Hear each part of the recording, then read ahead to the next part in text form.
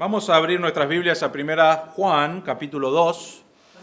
1 Juan, capítulo 2. Vamos a mirar hoy del versículo 28 hasta el capítulo 3, versículo 3.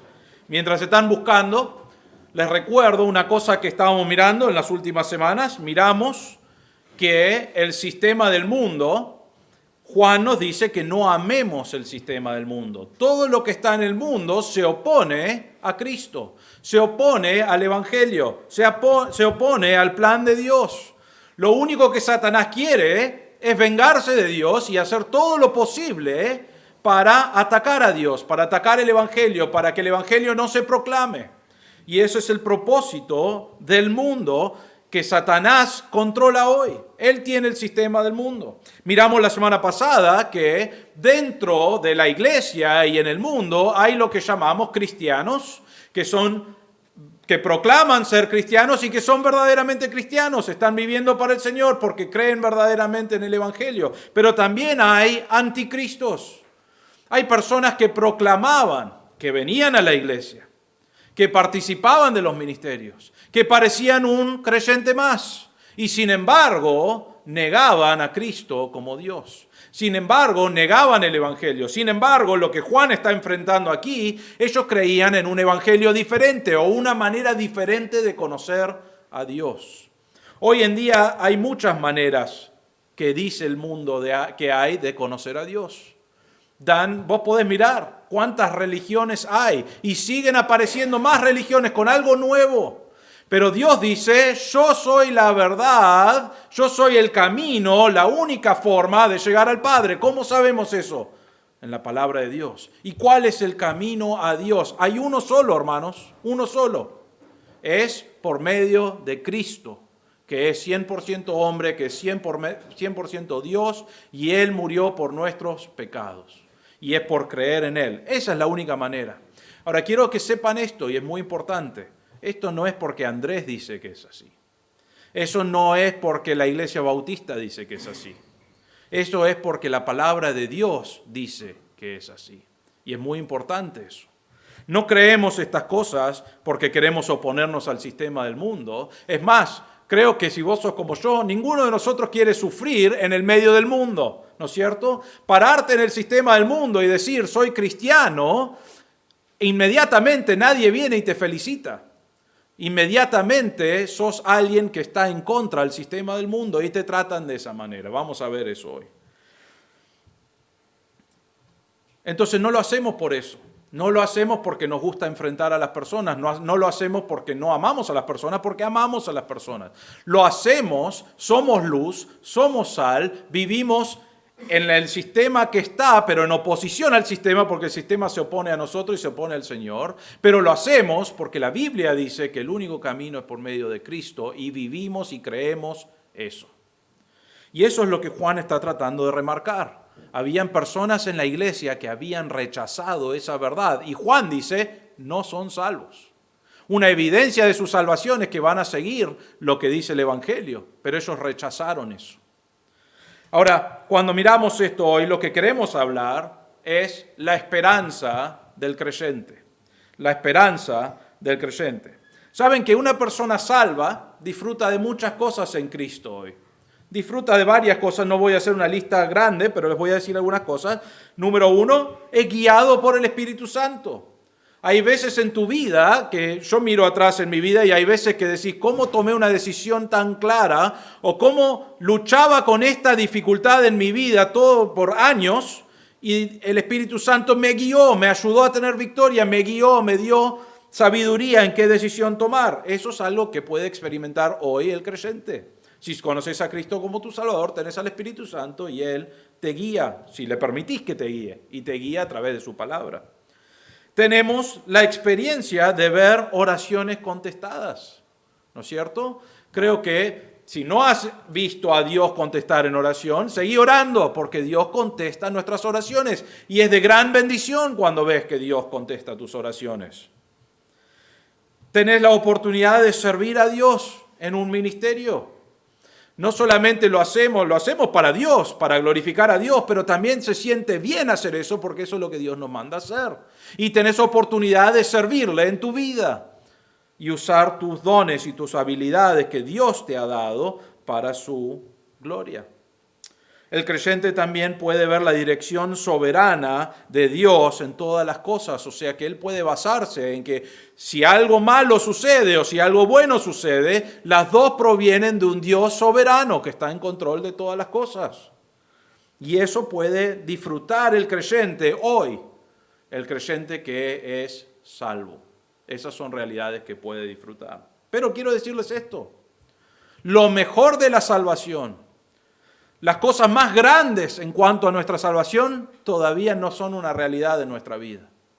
Porque Juan y Pablo y todos los hermanos realmente en el Nuevo Testamento nos hablan de algo mejor que viene. No algo nuevo, sino que la salvación tiene muchos aspectos y los mejores aspectos todavía no están.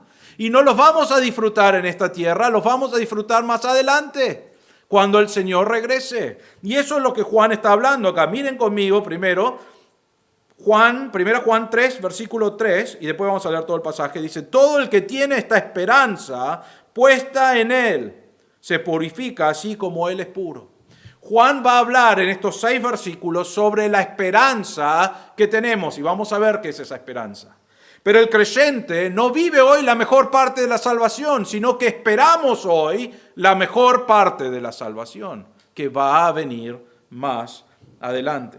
Les comparto un versículo. 1 Corintios capítulo 15, versículo 19. Pablo les está hablando a los hermanos en la iglesia de Corinto y les dice, si hemos esperado en Cristo para esta vida solamente, somos de todos los hombres los más dignos de lástima. Miren lo que está diciendo Pablo.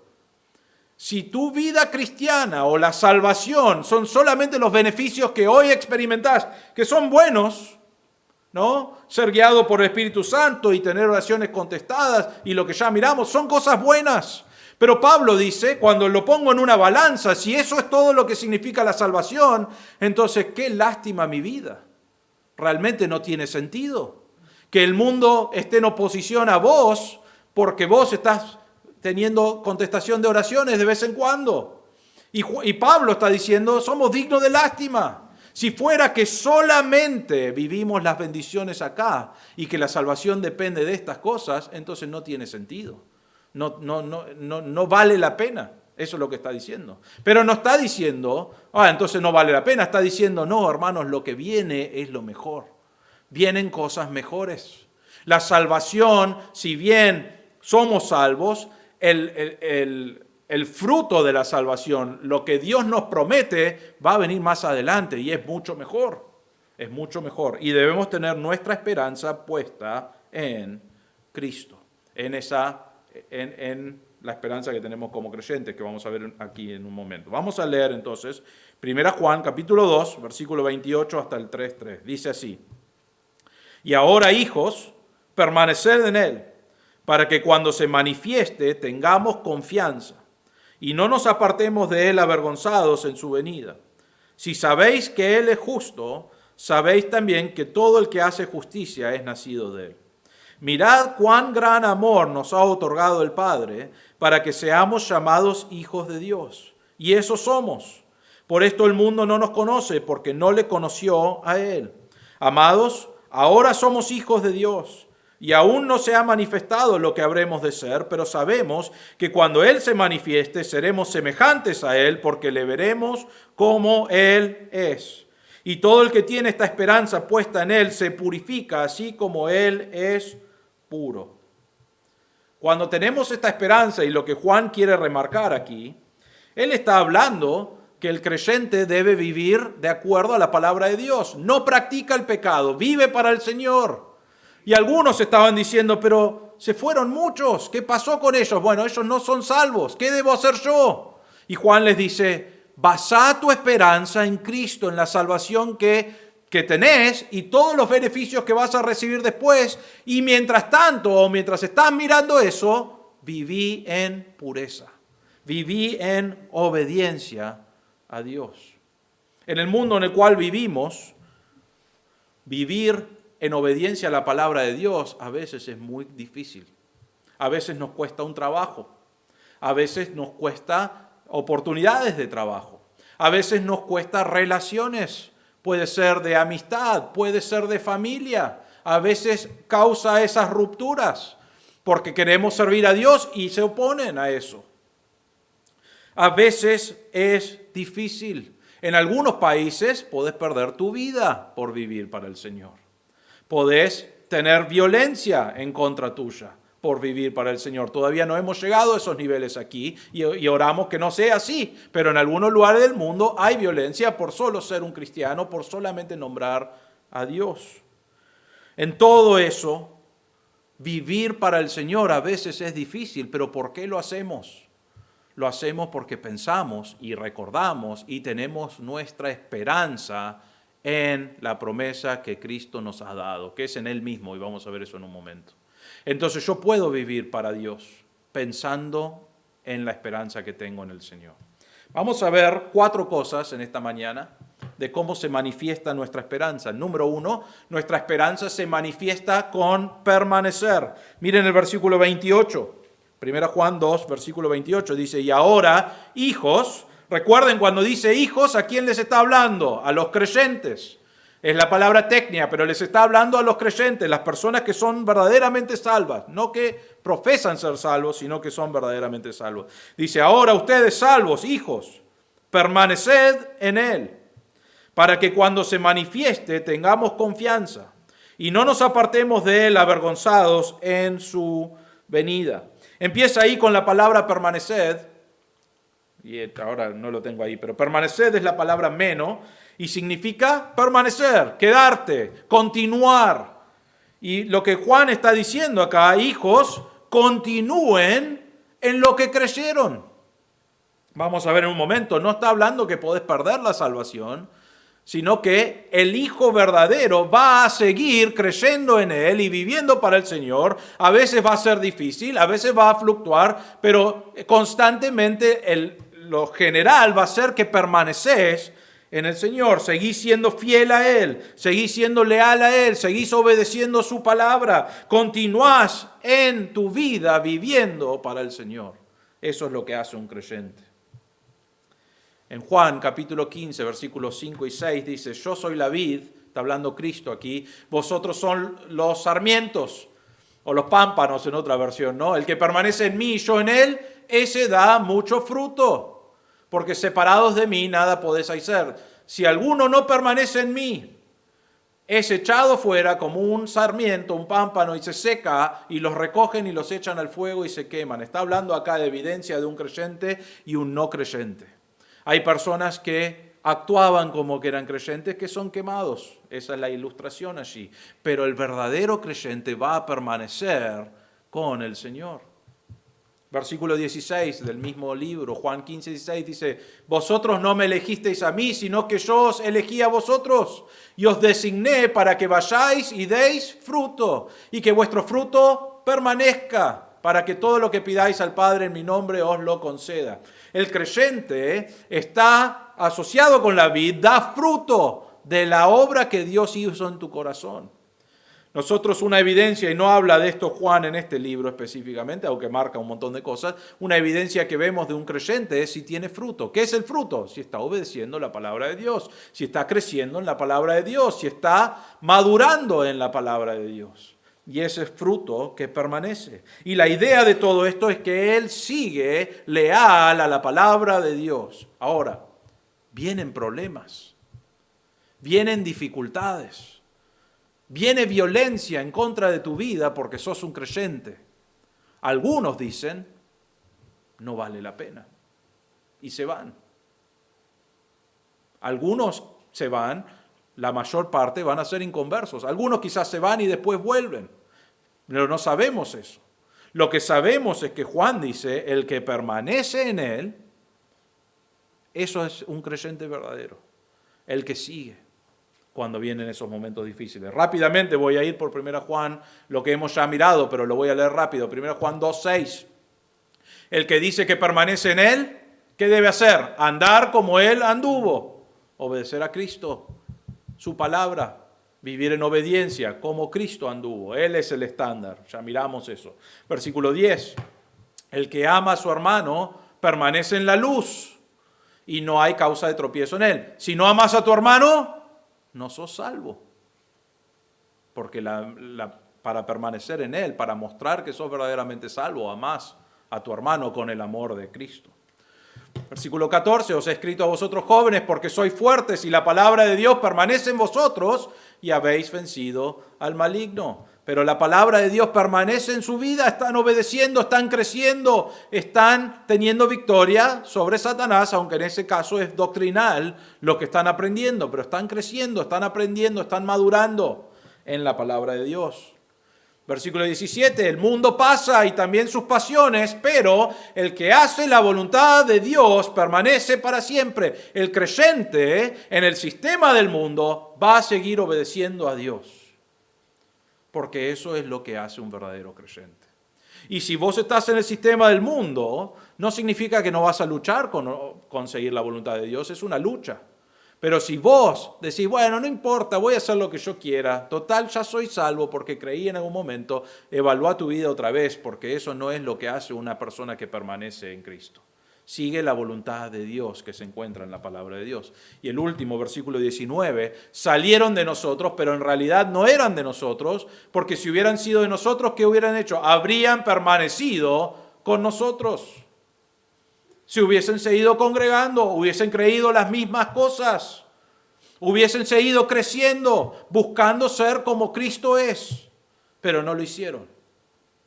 Se fueron, creían otra cosa, eso es lo que miramos la semana pasada.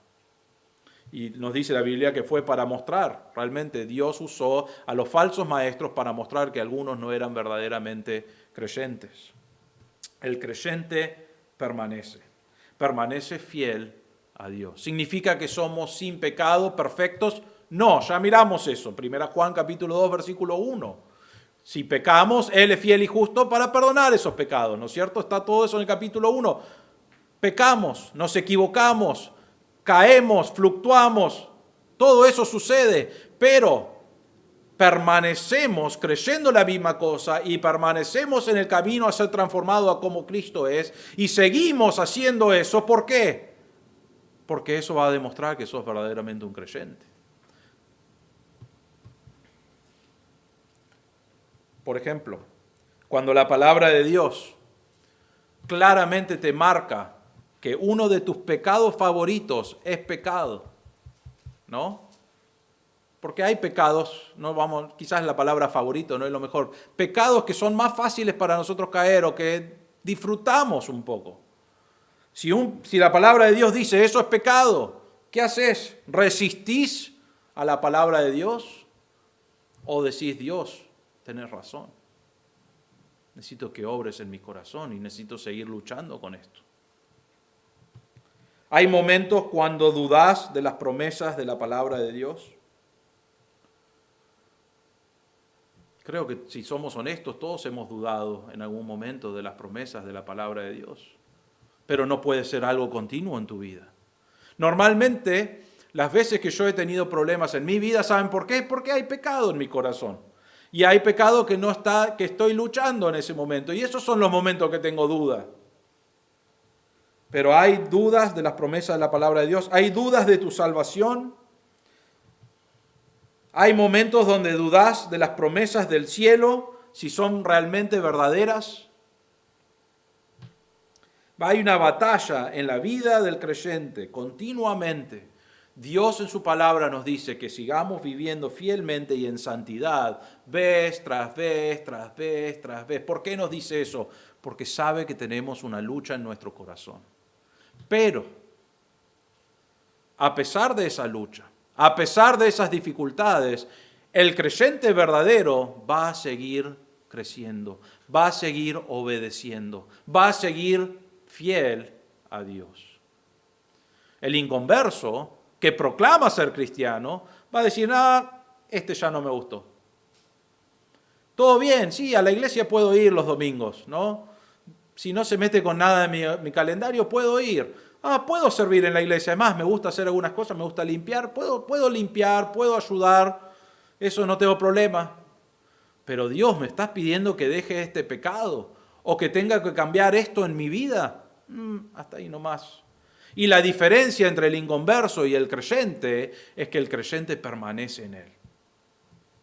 Con lucha, con dificultad, pero permanece en Él. Ahora quiero marcar esto, es muy importante. No está hablando que podemos perder la salvación. En ningún momento Juan indica eso. Crees en Cristo como tu Salvador, verdaderamente sos salvo, vas a permanecer en Él. Y si no permaneces en Él, es porque realmente no fuiste salvo. Pero no podés perder tu salvación. Es más, la Biblia habla, acá Pablo está hablando a los romanos dice, estoy convencido de que ni la muerte, ni la vida, ni ángeles, ni principados, ni lo presente, ni lo porvenir, ni los poderes, ni lo alto, ni lo profundo, ni ninguna otra cosa creada nos podrá ¿qué? Separar del amor de Dios que es en Cristo Jesús, Señor nuestro. Dios te salvó cuando creíste en Él como tu Salvador, te salvó. Y es para siempre. No hay nada que puede sacarte de esa salvación. Si verdaderamente creíste, sos salvo. No podés perder eso. Segundo, Juan 10, 27 y 28 dice Jesús, mis ovejas oyen mi voz y yo las conozco y me siguen y yo les doy vida eterna y jamás perecerán y nadie las arrebatará de mi mano. Qué raro si Jesús dice, bueno, yo les doy vida eterna, pero ojo, porque mañana lo podés perder. No tiene lógica, es vida eterna, es para siempre y nadie lo puede sacar de mi mano. Entonces no está hablando de pérdida de salvación aquí. O sos verdaderamente cristiano o sos alguien que profesa ser cristiano, pero que verdaderamente no lo es. Y el cristiano se muestra, da la evidencia en que permanece en Él. Juan está diciendo, sos un creyente, mostralo. Revelalo a todos. ¿Cómo lo haces? Obedeciendo a Dios, permaneciendo en Él, viviendo para Él.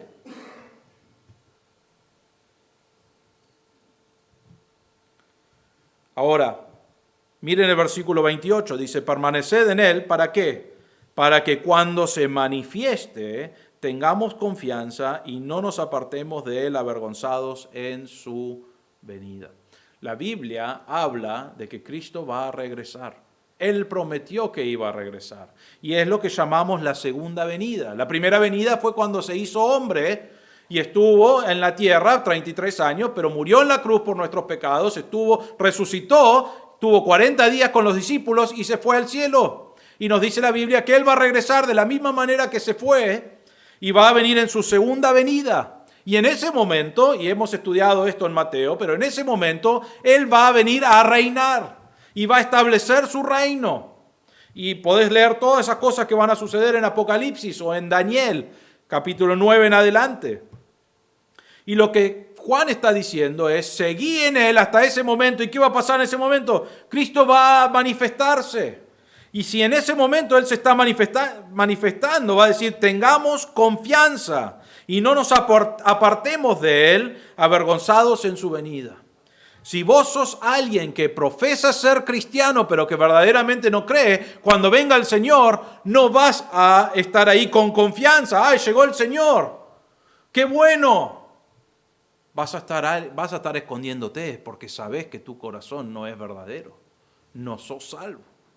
El creyente, nos dice acá Pablo, que él puede estar con confianza, que realmente significa libre para hablar. Y vamos a estar ahí delante del Señor libres, con confianza, no por algo bueno en nosotros, sino porque Dios nos salvó y nos limpió y nos ama. Y vamos a ver qué más hace en el versículo 1 del capítulo 3, pero todas esas cosas Dios se va a manifestar y el creyente no tiene por qué esconderse. Él puede estar allí delante del Señor con confianza porque Cristo ya hizo la obra verdadera en su corazón. ¿Cómo sabemos quién es un creyente? Porque permanece en Cristo, permanece fiel a Él. Ahora, si estás aquí hoy y no conoces a Cristo como tu Salvador, venir a la iglesia no va a cambiar eso. Ofrendar, diezmar, no va a cambiar eso. Ser bueno con otras personas no va a cambiar eso. Y podés hacer una lista de 1000 cosas que pensás que van a cambiar eso, pero no pueden cambiar eso, porque lo único que puede cambiar eso es que Cristo vino en una cruz, cargó tus pecados y mis pecados, todos sobre Él, y murió por causa de mi pecado. Y fue sepultado y resucitó al tercer día en victoria sobre el pecado. Y nos dice la Biblia que si crees que Él tomó tu lugar, que Él pagó por tus pecados, crees que Él hizo eso, no hay nada más que tenés que hacer. No es algo que vos le das al Señor o vos ofrendás o venís a Él. No, Dios hizo la obra y confías que Él hizo la obra y dice que si crees, serás salvo. El resultado de esa salvación es que vas a permanecer en Él. Vas a seguir fiel a Dios. Si estás aquí y no conoces a Cristo como tu Salvador, te animo a confiar hoy en Él. Ahí donde estás, podés creer en Cristo como tu Salvador. Hermanos, nosotros necesitamos seguir permaneciendo en Él. Y algún día el Señor va a regresar y no tenemos que escondernos, sino que podemos decir, Dios, gracias por lo que hiciste en mi vida, ahora puedo estar parado en tu presencia, porque me has salvado verdaderamente. La segunda cosa que queremos ver, voy a ir un poco más rápido, pero la segunda cosa, nuestra esperanza se manifiesta con justicia. Versículo 29 dice, si sabéis que Él es justo, sabéis también que todo el que hace justicia es nacido de Él. Empieza ahí con si sabéis, y es la palabra oida, dice, y realmente es interesante, esto no voy a pasar todo el tiempo que necesito acá, pero en griego es un subjetivo esta palabra oida, y está en tercera clase condicional.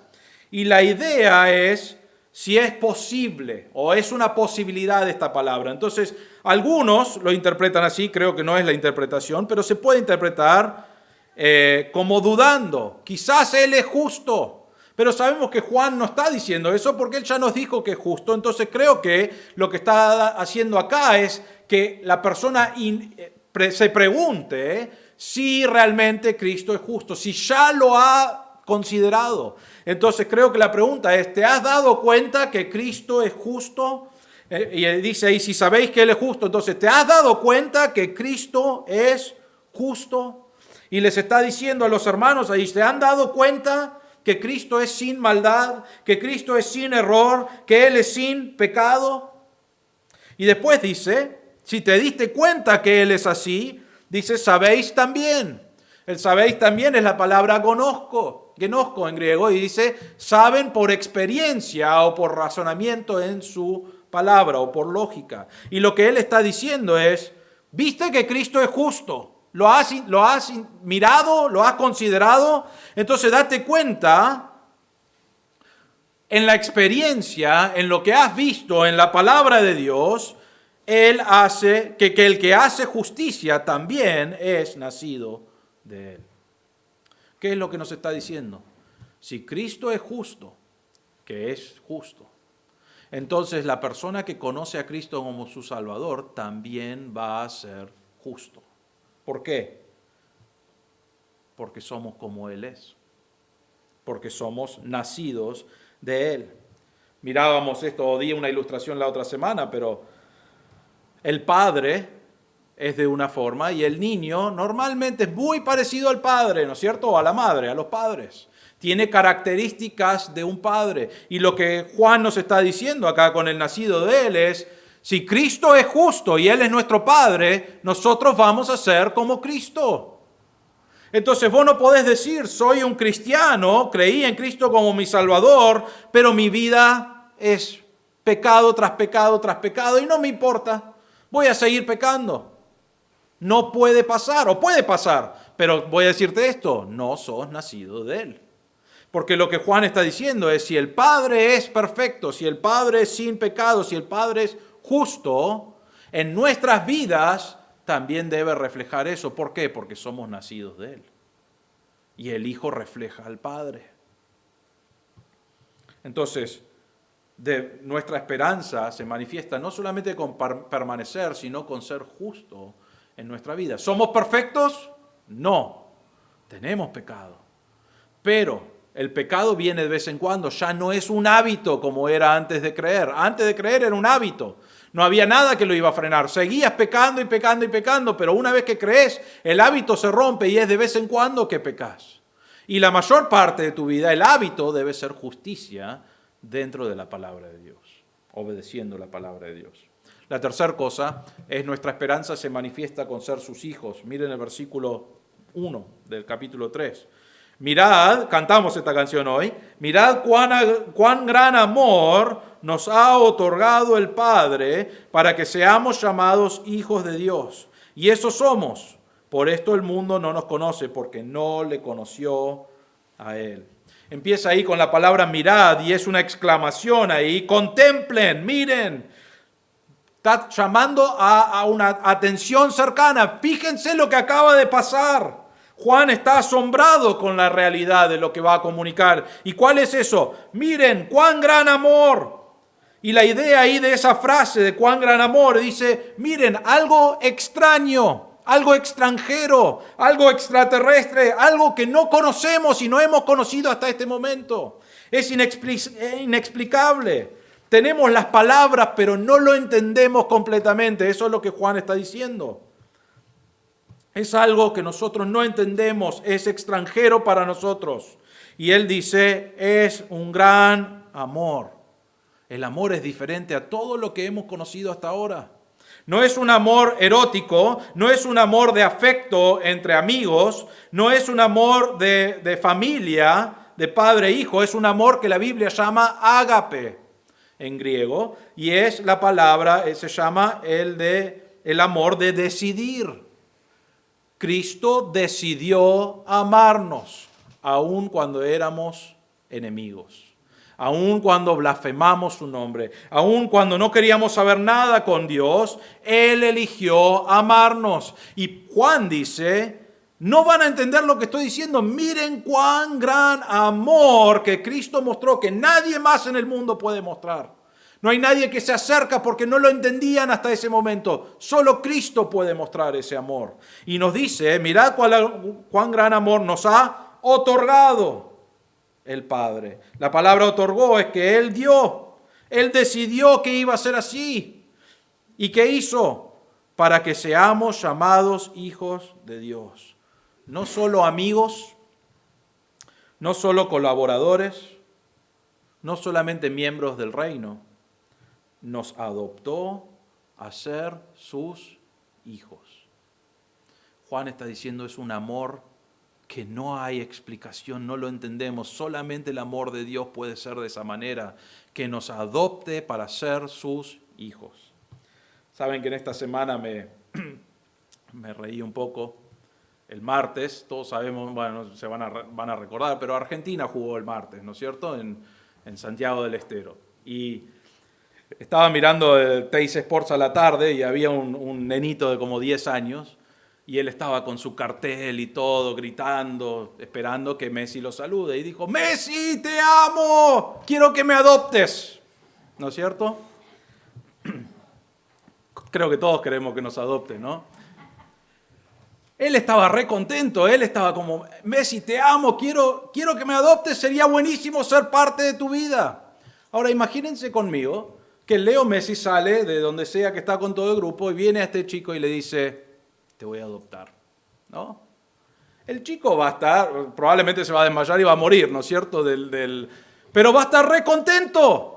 Primero que no esperamos que Leo Messi haga eso, porque si no todos los pibes estarían pidiendo que lo adopte, ¿no es cierto? Pero no lo esperamos, no creemos que él va a hacer eso nunca, él ya tiene sus hijos.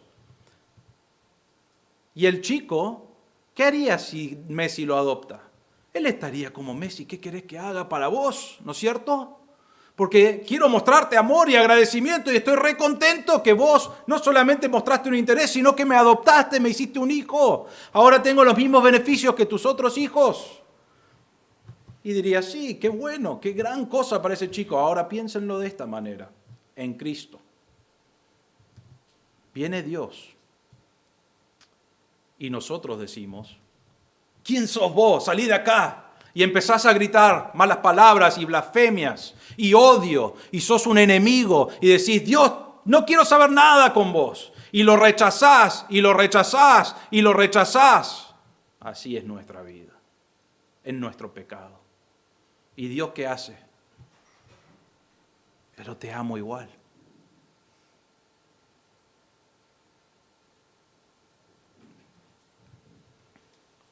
Nosotros odiamos a Dios, lo odiábamos. Éramos enemigos, nos dice la Biblia. Y Dios dijo, quiero hacerte mi hijo. Es un amor inexplicable. Eso es lo que está diciendo Juan, está diciendo, qué gran amor. ¿Saben qué significa ser un hijo? Tenemos los mismos beneficios que Cristo. La salvación. ¿Qué merecés vos de Dios? Absolutamente nada.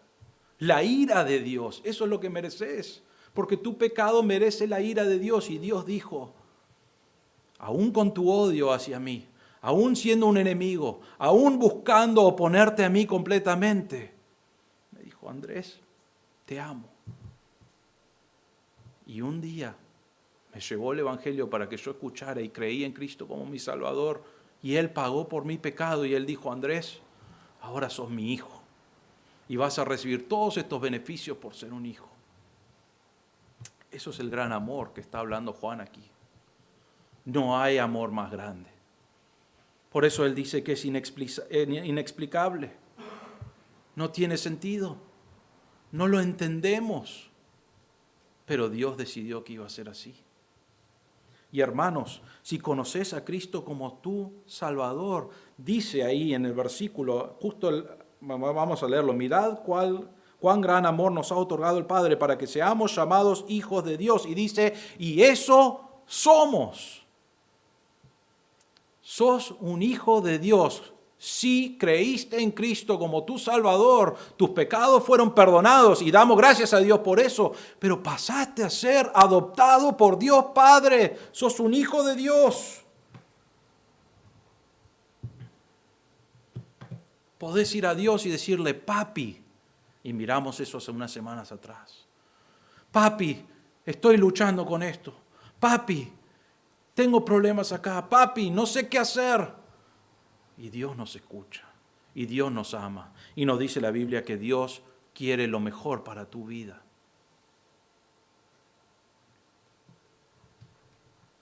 Miren la última frase del versículo 1, dice, por esto el mundo no nos conoce, porque no le conoció a Él.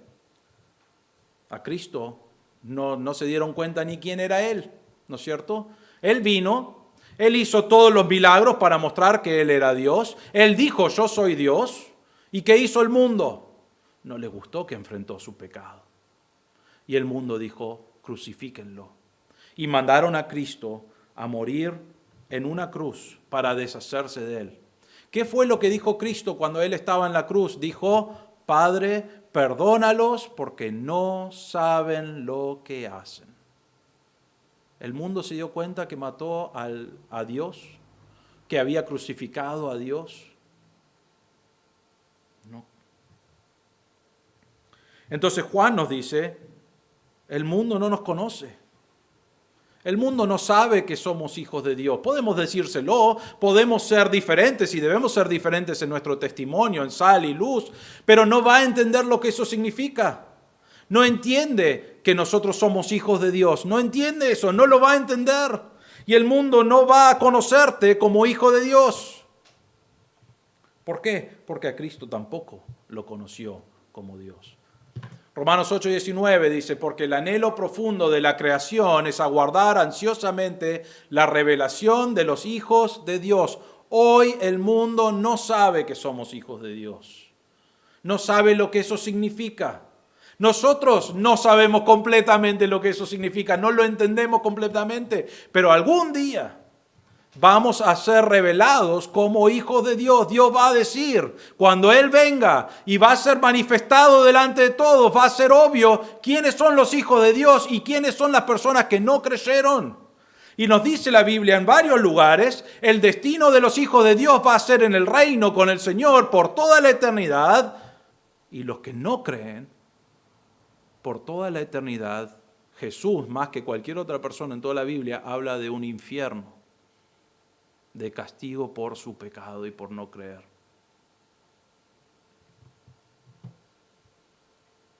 Somos hijos de Dios. Ahora, eso no debe hacerte una persona orgullosa, decir yo soy un hijo de Dios. Realmente lo que debe hacer es humillarte. Porque la única diferencia entre vos siendo un hijo de Dios y una persona que no es un hijo de Dios es que Cristo obró en mi corazón y me salvó. Es la única diferencia.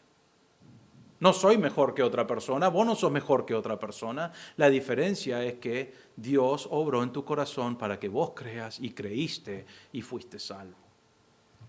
Y no solamente fuiste salvo, ahora sos un hijo de Dios. Nuestra esperanza se manifiesta con ser sus hijos. El último, nuestra esperanza se manifiesta con ser como Cristo. Miren el versículo 2. Dice, amados, ahora somos hijos de Dios.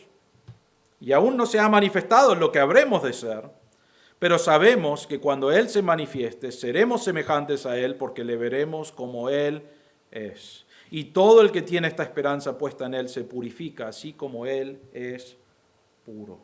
Somos hijos de Dios. Pero más allá de ser hijos de Dios, eso es lo que somos ahora. Y todavía no se ha manifestado lo que vamos a ser. Todavía no llegó el momento. La Biblia nos habla de un cuerpo glorificado. Nos habla de un cuerpo que va a ser eterno. No va a haber pecado. No va a haber maldad. Y vamos a vivir por toda la eternidad glorificando a Dios. ¿Por qué? Porque nos dice ahí, cuando eso venga, dice, sabemos que cuando Él se manifieste, cuando Cristo vuelva, seremos semejantes a Él porque le veremos como Él es. En 1 Corintios capítulo 15 nos habla de un cuerpo glorificado que vamos a tener, parecido al de Jesús. No sabemos todos los detalles de lo que esto significa, pero sabemos una cosa. Significa santidad. Significa justo, ser justo delante de Dios, porque eso es Cristo. Entonces vamos a ser sin pecados. Ahora, mientras tanto, la Biblia nos dice en Filipenses 3, 13 y 14, hermanos, yo mismo no considero haberlo ya alcanzado, el llegar a ser perfecto o sin pecado, pero una cosa hago, olvido lo que queda atrás y extendiéndome a lo que está delante, prosigo hasta la meta para obtener el premio del supremo llamamiento de Dios en Cristo Jesús. ¿Qué está diciendo? No llegué al cuerpo glorificado todavía, estoy esperando que Jesús regrese, pero sigo viviendo mi vida para ser transformado, para ser como Cristo es, porque esa es nuestra meta, ese es el llamamiento. Romanos 8, 14 al 18 dice, todos los que son guiados por el Espíritu de Dios, los tales son hijos de Dios. Pues no habéis recibido un espíritu de esclavitud para volver otra vez al temor, sino que habéis recibido un espíritu de adopción como hijos por el cual clamamos, Abba Padre. Versículo 16, el Espíritu mismo da testimonio a nuestro espíritu de que somos hijos de Dios, y si hijos, también herederos, herederos de Dios, coherederos con Cristo, si en verdad padecemos con Él, a fin de que también seamos glorificados con Él. Podría pasar una hora hablando de este mensaje y algún día pienso predicar el libro de Romanos y vamos a pasar esa hora en este versículo. Dios está diciendo, si conoces a Cristo como tu Salvador, tenés al Espíritu Santo dentro tuyo que te marca que sos un hijo de Dios, porque pasás a ser un hijo de Dios cuando crees. También sos un heredero, coheredero con todas las cosas que Cristo va a recibir. Vos también vas a recibir esa herencia porque Dios te adoptó como hijo. Todos los beneficios, toda la herencia, todos los privilegios, todas las bendiciones, igual que Cristo, vos vas a recibir. La diferencia es que vamos a adorar a Cristo y a Dios, ¿no? Pero lo más importante de ese versículo es que todo eso vamos al final a ser glorificados con Él. Hermanos, no vivimos eso hoy. Vivimos en nuestra vida, en nuestro cuerpo que peca, que se quebranta, ¿no? Cada vez duele más mi cuerpo. No sé por qué, creo que es el colchón, pero me dicen que no, que son los años nomás. Cada vez duele, cada vez está más decaído, cada vez se va autodestruyendo. Algún día voy a tener este cuerpo glorificado. ¿Por qué? Porque creí en Cristo como mi Salvador. Y si creí en Cristo como mi Salvador, permanecí y permanezco en la palabra de Dios, creciendo y obedeciendo. Y me doy cuenta que soy un hijo de Dios, porque eso es lo que soy, un hijo de Dios delante del Señor. Y algún día voy a ser semejante a Él con un cuerpo glorificado que está preparado para una cosa, y es para adorar a Dios por toda la eternidad. Esa es nuestra esperanza.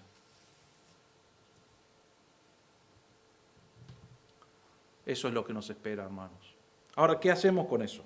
Bueno, el versículo 3 dice, y todo el que tiene esta esperanza puesta en Él. Esa es nuestra esperanza, que un día vamos a ser como Él es. ¿Tenemos problemas hoy? Sí, pero un día voy a tener un cuerpo glorificado. ¿Tenemos lucha con pecado? Sí, pero un día voy a ser limpio completamente delante del Señor y poder adorarle. Entonces, ¿qué hago hoy? Tengo esta esperanza, versículo 3, puesta en Él. ¿Qué hace? Se purifica, así como Él es puro. Si vos conoces a Cristo como tu Salvador y estás permaneciendo en Él, debe haber purificación en tu vida. Debe haber victoria sobre el pecado. ¿Siempre? No, luchamos con pecado, pero debe haber un crecimiento en la palabra de Dios, en obediencia a la palabra de Dios. ¿Por qué? Porque cuanto más reconozco quién es Dios y cuanto más me doy cuenta quién es Él y yo voy a ser semejante a Él, hoy me debo estar pareciendo a Él y creciendo y mostrando que soy un hijo de Dios. Entonces debe haber un parentesco hoy que va creciendo. Yo sigo purificándome y lucho con pecado y digo, Dios, me equivoqué, perdóname, y lo corremos, voy para adelante y me sigo purificando, pensando en qué. En ese día, cuando tenga un cuerpo glorificado y adore a Dios por toda la eternidad. Cuanto más pensás en el cielo, cuanto más pensás en Cristo, lo que Él hizo, lo que Él es hoy en su cuerpo glorificado y lo que Él nos promete como hijos de Dios, más te debes llevar a estudiar la palabra de Dios y a obedecer las verdades de la palabra de Dios. Ahora, el que proclama ser un creyente y no lo es, no va a ser puro. No le va a importar ser puro. ¿Por qué? Porque no tiene una esperanza en cosas futuras. Su esperanza para el futuro, lamentablemente, es una eternidad, pero en el infierno, porque eso es lo que dice Dios. Entonces no va a buscar ser puro. Pero creyentes nosotros podemos enfocarnos en obedecer la palabra de Dios, en crecer en la palabra de Dios, en enfrentar pecado, en tomar decisiones que agradan a Dios. ¿Por qué? Porque tengo promesa de algo mejor que todavía viene. ¿Estás viviendo dificultades en tu vida hoy? ¿Estás luchando con pecado en tu vida hoy? Dios no dice la vida es fácil. Dios no dice no hay dificultades. Hay cristianos, como dije antes, que están muriendo todos los días por el Evangelio, por solo decir la palabra Dios. Mueren, pierden su vida, están pasando momentos difíciles. ¿Qué es lo que hacen? Ellos están enfocados en lo que viene. No significa que no tenemos problemas que hay que resolver, ¿no es cierto? Soy un hombre y siempre dicen cuando te presentan un problema, cuando sos un hombre, querés resolverlo. Toda mi vida es así. Es más, le digo a Romina, ya no me hables porque quiero resolver todos tus problemas y no puedo, ¿no? Pero me dice, pero vos sos el principal. Y sí, soy el problema principal, ese es el problema. No puedo solucionar eso. Queremos solucionar nuestros problemas y debemos solucionar los problemas cuando podemos. Pero todo el tiempo debemos estar enfocados en el medio de esos problemas, en el medio de esas dificultades, en el medio de lo que está sucediendo. Mi vida debe ser una que en obediencia al Señor va creciendo y va luchando contra el pecado, teniendo victoria contra el pecado, pensando que un día el Señor regresa y mi cuerpo va a ser un cuerpo glorificado, perfecto, preparado para adorar a Dios por toda la eternidad. Esa es nuestra esperanza, hermanos. Creo que hay un versículo más, 2 Corintios 3:18. Pero nosotros todos, con el rostro descubierto, contemplando como en un espejo la gloria del Señor, estamos siendo transformados a la misma imagen de gloria en gloria como por el Señor el Espíritu. Cuanto más miramos a Dios y más nos enfocamos en quién es Dios y en obedecer su palabra, más vamos a ser transformados a cómo es Cristo. Pero si vos no tenés esperanza en que un día vas a ser como Cristo, no vas a buscar ser puro, no vas a buscar ser transformado. Entonces lo primero que necesitas hacer es creer en Cristo como tu Salvador. Si sos creyente, si has creído en Cristo como tu Salvador, tu esperanza no está en este mundo. Tu esperanza no está en las cosas de este mundo. Tu esperanza debe estar en Cristo. En que un día vas a tener un cuerpo glorificado y vas a verle a Él y ser como Él es, semejante a Él, para poder adorarle por toda la eternidad. Y debes constantemente recordar eso. ¿Hay problemas? Sí. ¿Hay dificultades? Sí. ¿Hay lucha con pecados? Sí. ¿Hay maldad en este mundo? Sí. En medio de todas esas cosas, nuestra mente debe estar enfocado en ser como Cristo es. Porque eso es lo que nos espera. Esa es la esperanza que tenemos como creyentes. Entonces te pregunto, ¿conoces a Cristo como tu Salvador? Si no lo conoces, puedes creer hoy en Él. Si lo conoces, ¿vivís para el Señor? ¿Estudiás la palabra de Dios para conocerle más? ¿Para tratar con el pecado que está en tu vida y que muestre que está y luchás con eso y tenés victoria sobre el pecado? Eso es lo que necesitas estar haciendo. A tomar pasos en tu vida para poder luchar con ese pecado. ¿Por qué? Porque un día vas a ser como Cristo. Y hoy debes estar transformándote a ser como Él es. Vamos a orar. Padre nuestro, te damos gracias por tu palabra, Señor. Te damos gracias por este gran pasaje. Principalmente, Señor, cuando pensamos en el versículo 1, tu gran amor es extranjero para nosotros, no lo entendemos completamente. Siendo tus enemigos, blasfemando tu nombre, no queriendo saber nada contigo. Y sin embargo, Señor, no solamente nos amaste, nos hiciste hijos, nos adoptaste, nos diste beneficio tras beneficio tras beneficio, una herencia que nos espera en el cielo, todo por tu amor. Sabemos que no existe amor así en el mundo. El único que puede tener ese amor eres tú. Y te damos gracias, Señor, que ese amor fue demostrado a las personas por medio de mandar a Cristo a una cruz a morir por nuestros pecados para que podamos ser adoptados como hijos, para que podamos ser perdonados de nuestros pecados, para que podamos vivir para tu gloria. Te damos gracias por esta verdad. Señor, te pido si hay alguien aquí en esta mañana que no te conoce como su Salvador, pedimos que obres en su corazón, que se dé cuenta que también puede tener este gran amor y experimentar este amor que has dado, Señor, que puede creer en ti y ser perdonado o perdonada de sus pecados y pasar de muerte a vida espiritual. Señor, pedimos que hoy obres en su corazón para que te pueda conocer como su Salvador. Señor, te damos gracias por las personas que han conocido a Cristo como su Salvador y pedimos que nos animes a juntos como iglesia, como hermanos, a ministrarnos, a amarnos, a ayudarnos a ser como tú eres, a seguir transformándonos para tu gloria.